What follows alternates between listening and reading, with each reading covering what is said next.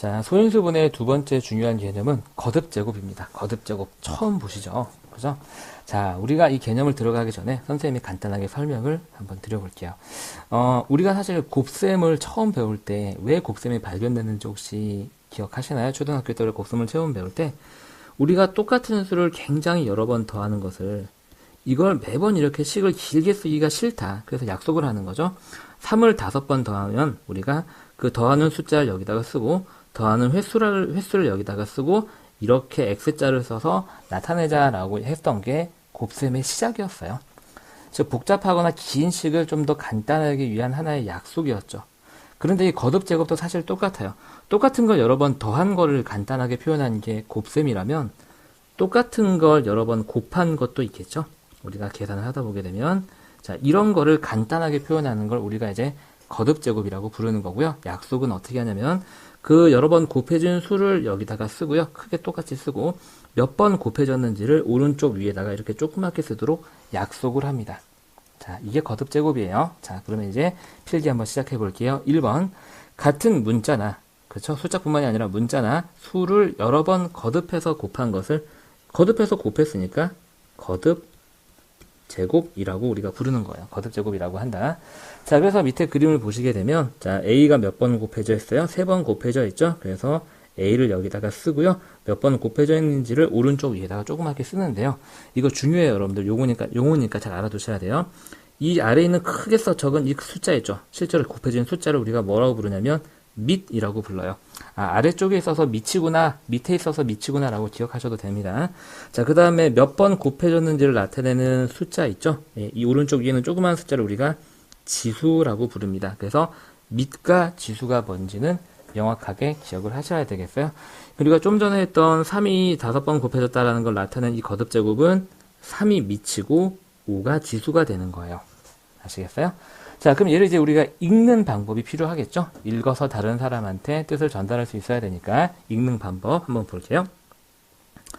자, 우리가 얘는 어떻게 읽냐면 A가 2번 곱해진 거는 A의 제곱이라고 읽습니다. A의 제곱. A의 제곱. 자, A가 3번 곱해진 거는 A의 세제곱이라고 읽습니다.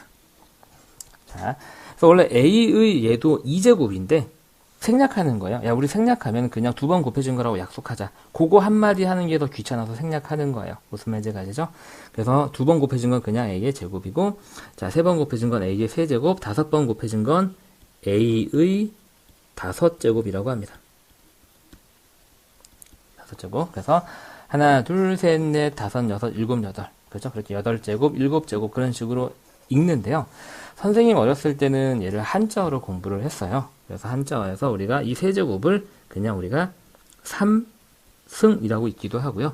이 5제곱을 5승이라고 읽기도 합니다. 그래서 A의 5승, A의 3승, A의 제곱, A의 2승 그렇게 읽기도 합니다. 근데 사실 한글 표현이 우리한테 좋기는 한데요. 한글로 읽게 되면은 조금 이렇게 길게 읽어야 되는데 한자어로 표현하면 간단하게 딱 한마디로 끝나죠. 네, 그래서 알아둬서 나쁠 거는 없다. 자, 3번 보겠습니다. 지수가 1인 경우에는 생략합니다. 그래서 A가 한 개 있는 것은 그냥 우리가 A라고 이렇게 쓰는 거죠. 다시 말해서 우리가 지금까지 여러 번 공부했던 3이라는 숫자는요, 그냥 3이 한 개 있다라는 걸 생략해서 나타낸 거고요. 예를 들어서 12라는 이 숫자도 12가 한 번 곱해져 있다라는 것을 나타내는 건데, 여기에 있는 이 1은 생략을 해서 그냥 3, 그 다음에 12 이렇게 나타내는 거예요. 그래서 저기에 생략되어 있으면 저기에 1이 지금 숨어 있구나 라고 기억하시면 됩니다. 4번 분수의 거듭제곱은 뭐를 사용해서 나타내냐면 괄호를 사용해서 나타냅니다. 괄호. 그래서 우리가 이렇게 A분의 B가 몇 번 곱해졌어요? 4번 곱해져 있으면 A분의 B를 딱 쓰고 이렇게 해서 4번 곱해졌다 라고 이렇게 표현을 해야 합니다. 이게 왜 괄호를 안 치면 문제가 되냐면요.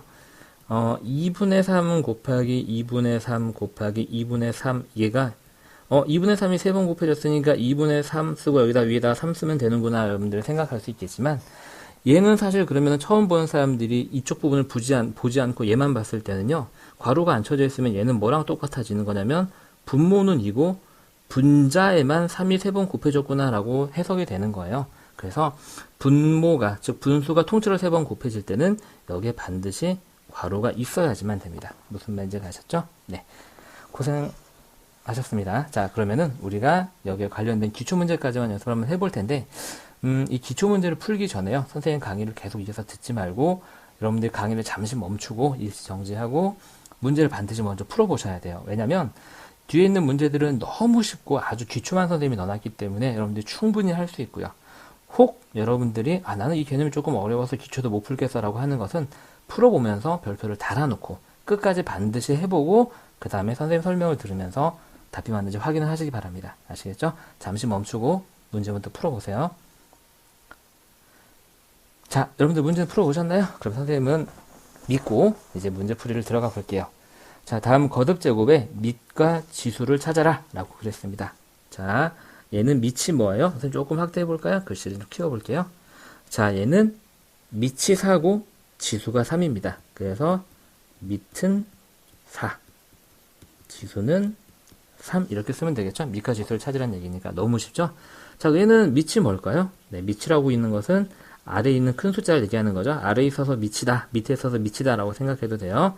그 다음에 지수는 오른쪽 위에 있는 몇 번 곱해졌는지를 나타내는 숫자. 이렇게. 그러면 이 3번의 밑은 뭐가 되냐면 밑은 3분의 1이 되겠죠. 3분의 1이고 지수는 3이 되겠습니다. 어렵지 않죠? 자, 그 다음에 거듭제곱을 이용해서 이제 표현을 한번 해볼게요. 1번 보겠습니다. 1번은 2가 5번 곱해졌죠. 그래서 2가 5번 곱해졌다라고 이렇게 쓰면 되고요. 자, 2번은 4분의 1이라는 분수가 1번, 2번, 3번, 4번, 5번, 6번 곱해져 있죠.